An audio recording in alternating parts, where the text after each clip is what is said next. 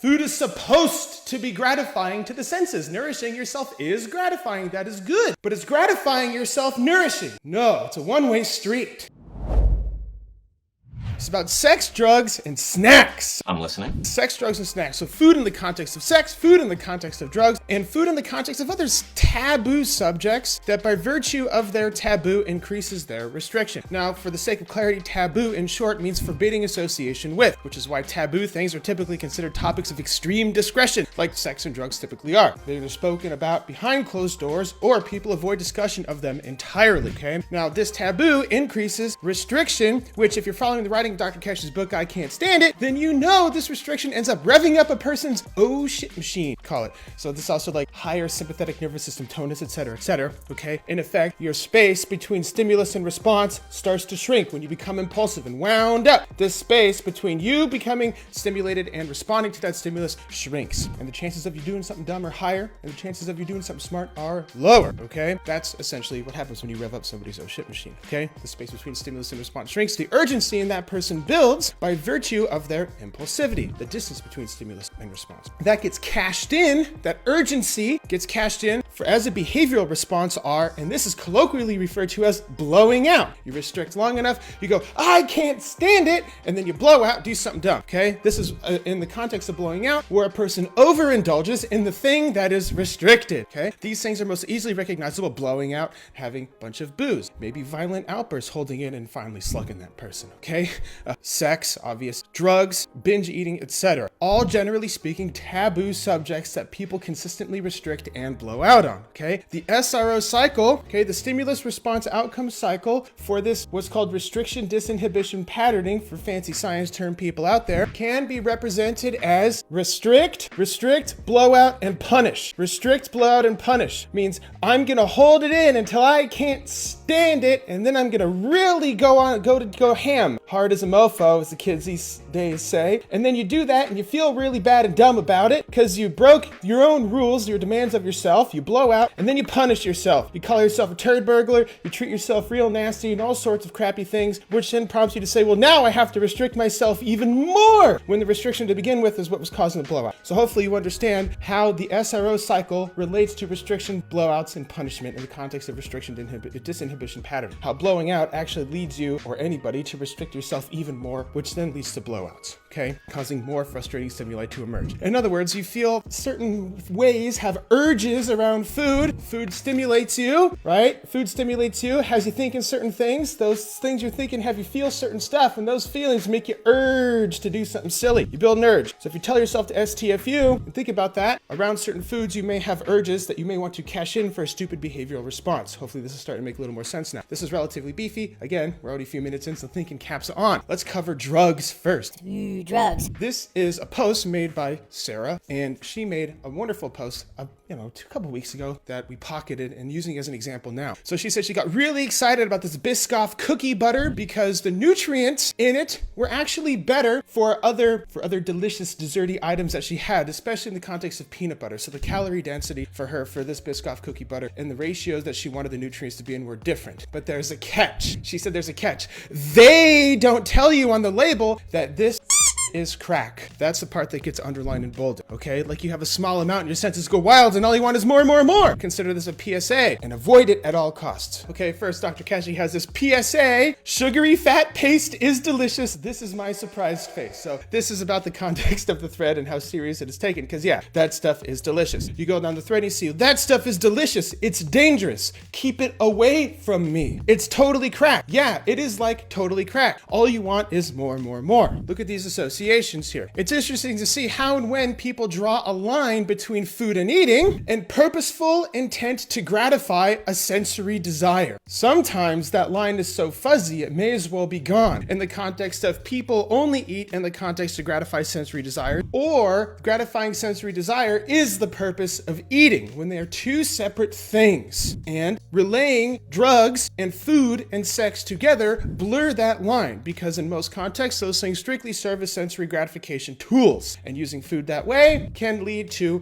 other strange impulsive behaviors because of the stimulus response outcome, taboo, restriction, disinhibition, etc., okay? Doing drugs to get high, going to massage parlors, shoplifting. Food just happens to be a socially acceptable and legal way to debauch. And the only person doing it can really know they're doing it because of the social acceptability of eating for obvious reasons. But it's all the same stuff. Even drawing these comparisons is probably enough to make people cringe. And maybe that's all the more reason to make them. Hence the taboonesses. The tabooness. Even in the context of this thread and in a lot of conversations, consumable food items are readily equated. There are equivalencies made to recreational and dangerous drugs because of the intent that the person has when consuming the food, which is pure sensory gratification, the purpose of a recreational drug, okay? Generally speaking, being honest and genuine about food and eating versus exclusive use of a tool for sensory gratification, in this case drugs, will help you get the best of both, knowing that you are consuming a food specifically for sensory gratification, and here you are consuming a food to nourish yourself. Nourishing yourself can lead to sensory gratification as well. It is smart for that to happen. I dare say there is a conditional should, otherwise the human race would have died out long ago if eating was crappy to do. But separating out whether you are consuming something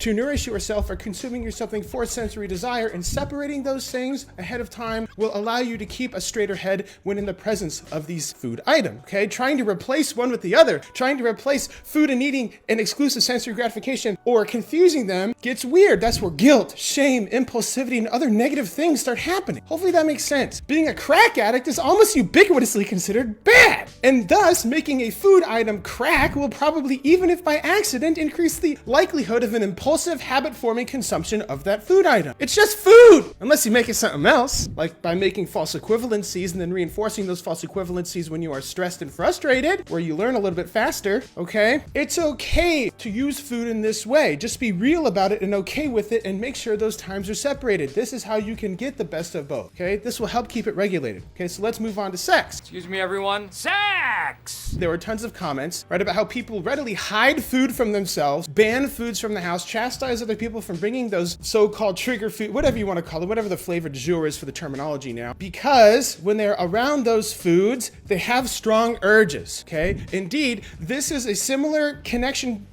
that people make with food and addictive drugs like crack, like we just discussed. Alternative and additional language used to describe this phenomenon is also in the context of sex, all right? So in a very real sense, people lust for food. They lust for food. And the commentary around lusting for food garners quite a bit of laughter because there's so many comments about hiding it and losing control and et cetera, et cetera. I'm like, man, how has hiding the food from yourself really helped to moderate your lust for confections, right? Which sounds ridiculous when you say it that way. Mostly because it is ridiculous. However, you take a very small step back and you see these connections to food and sex and drugs, specifically lust. These false equivalencies are made and represent, dangerous things effectively in a lot of instances. Think of it this way. Food porn, mouthgasms, guilty pleasures, etc. Hell, people even have relationships with food. Relationships which they supposedly regret cheating on. Really? Given the above ideations, lusting is an apparently acceptable feeling to have toward food and eating. It's even encouraged overtly. So it's easy to laugh at this stuff because it sounds silly when it's written that way, because it is. It is ridiculous. It is unsane. It is unsane to make these false equivalencies, okay? And to be clear, lusting for food is okay. It's okay to want food for the sole purpose of sensory gratification. Drawing that line, making sure you STFU before you do that so you understand the stimulus you're thinking, you're feeling, and you're urging in the context of drawing that line so you know that your urge to do this thing for this reason will help you to moderate those two things, to use food to nourish yourself versus using food exclusively for sensory gratification. Food can do both. The problem is when lusting for food or treating it like a drug, specifically for sensory gratification, is confused with the conditional need for food so that you can sustain your body. And it is okay and encouraged that food does do both gratify sensory desires and nourish your body. It's a problem when somebody confuses them or blurs the line. Hopefully that makes sense. It's just as easily to have childish swings like, well, fine, then food is fuel, or if it tastes good, it's bad for you, or if you can't pronounce it, then don't eat it, and other sophomoric axioms. Does this mean mean if you have a doctoral degree in biochemistry and you can pronounce everything, that everything is good for you? Or that if you're a baby and you're too dumb to read, everything is bad for you?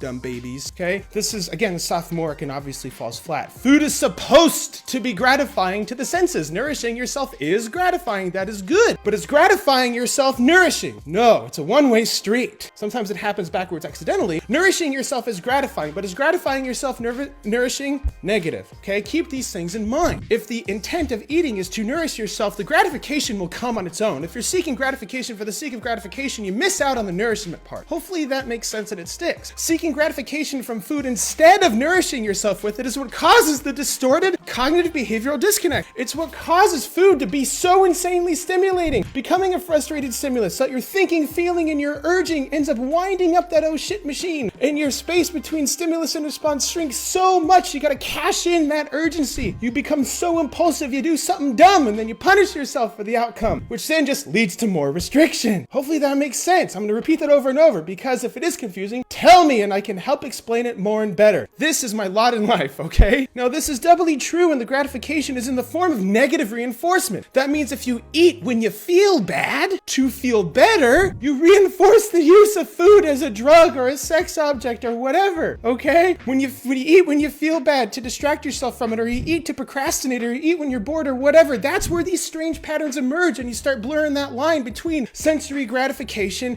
and nourishing yourself. The sole purpose of gratification, rather than being gratified, it's a side effect of nourishing yourself. Like I said, gratification comes from nourishment. But if you overlook the nourishment part and go right to gratification, then the nourishment part gets lost. Hopefully that makes sense. Hopefully, please tell me if it's confusing. So yes, it's 100% reasonable to enjoy food you eat and sustain your body. That is the point of food. The most satisfying meals are when a person is truly hungry and truly thirsty, and the enjoyment of that food is divorced from the style of cuisine. In other words, if plain, dry, crappy food sounds delicious, and it's probably a good decision to eat. Try this on for size, okay? People hem and haw over what they eat rather than if it's a good decision to eat. If you're wondering if I should eat, or if, should a strong word, if it is better if I eat, well then what you eat ends up being so far down the line, it's just that food sounds good. Food. But if you're confused about what sort of food to eat, then you're eating for almost the sole purpose of sensory gratification, and that's the confusing part, okay? In terms of cognitive behavioral confusion and dissonance. So oversimplified here, if you're hemming and hawing over what to eat, then you're choosing between foods which will give you the greatest level of sensory gratification. To that end, it is likely that your hunger is more a trained impulse for sensory gratification, an urge to do something because it feels good, also known as a craving. Again, this is okay. Cravings are okay. Even indulging in cravings is okay. It is just a matter of telling yourself to STFU, to determine the stimulus in your thinking and feeling and urging around these cravings so that you know that you are exclusively scratching an itch rather than nourishing yourself, and you can help moderate your behavior in that context. Problems arise, again, when a person has a distorted desire that deviates from nourishment, builds urgency, and have impulsive urges for sensory gratification. Funny enough, impulsive urges for sensory gratification is considered a medical condition for almost any behavior or substance. However, food just happens to be a socially acceptable way to debauch, while also being a conditional requirement for survival, which is why it's so strange to talk about. So you see how easy and perverse this can be in the context of a taboo? Well, I need to eat, right? It's so easy to work yourself up in the context of the emotions you use when you use food like drugs and sex, etc., for pure sensory gratification, and also confuse it with nourishment. It makes the conversations hard to have because it's different from drinking or drugs where you're just like, all right, I'm going to stop cold turkey. Like, would you stop eating cold turkey? Huh? Smart, right? This is why it's irritating and strange and difficult to talk about.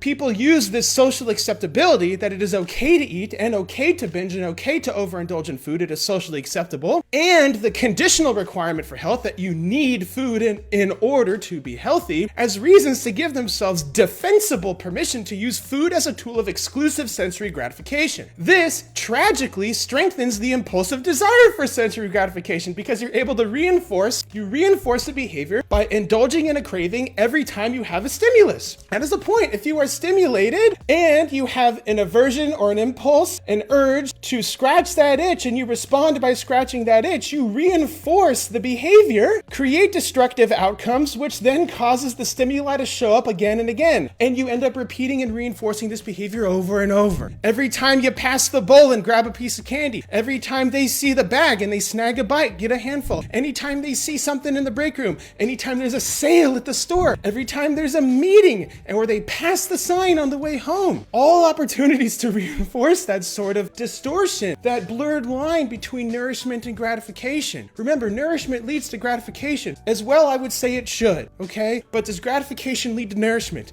No. All these things, though, all these things are choices. Grabbing out of the bowl, passing the sign, seeing it in the break room, somebody offering it to you, even over and over, even strongly. They're still all choices, every single one. Sometimes they're harder to make, sometimes they're easier to make, but that depends on your level of frustration tolerance. So when a person reinforces their cravings enough, which is easy to do, see above, as it were, that if a craving comes, it often produces an urge so strong it may as well be a food and eating emergency, where they must need it. They need it, or else I'll starve and it's not fair and I can't stand it, etc. Banning alcohol fails. Banning sex fails. Banning drugs fails. Why would banning snacks work? LOL. STFU. STFU with that stuff. Humans throughout history tend to create black markets and strange justifications for banned and taboo things they have trained themselves to overindulge in. This prohibition, this restriction, comes with the lovely addition of ugly, strange, or violent behavior, or all three, if they've gone too long without it, because they've convinced themselves they need it. Or else. Hell, there's even a term, hangry. Hangry, built-in permission to be an a-hole when you've gone too long without sensory gratification through food. How obscene is that to make a joke out of? Understanding that it is in your power to choose what to and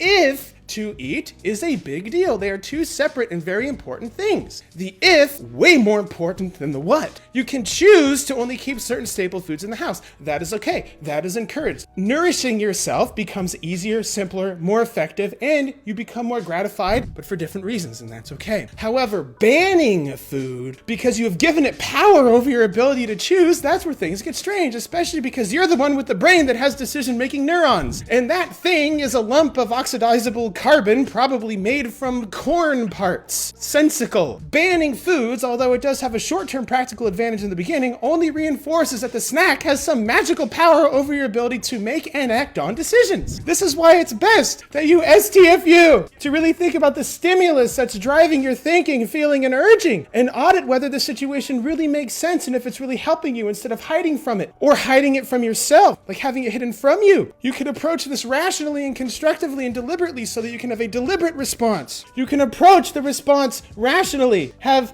a deliberate response, okay? A deliberate and calculated and purpose-filled response to snag yourself a constructive outcome so you can throw out that old BS right out the damn window, okay? The more you avoid this food, the more you reinforce the food has magical power over you and that you must avoid it or else you'll take that distorted BS and give yourself permission. You give yourself permission to lose control or go crazy on it or eat the whole sleeve or empty the bag or put yourself into a food coma or whatever stupid crap people say to give themselves permission to do something foolish. All this over probably what is a corn-based niblet with food coloring. This is an absurdity of encyclopedic proportions. Instead of cowering in fear over the possibility of saying yes to that thing, how about saying yes to yourself instead? Thank you so much for learning. This is beefy, but it's so important. It is very important. Thank you so much for learning. Stay rational. Until next time, Dr. Kashey is out. If you're picking up what I'm putting down and want to learn more about cognitive nutrition so you can finally live the life you deserve, then learn about my Kickstart program by clicking the link in the description box below.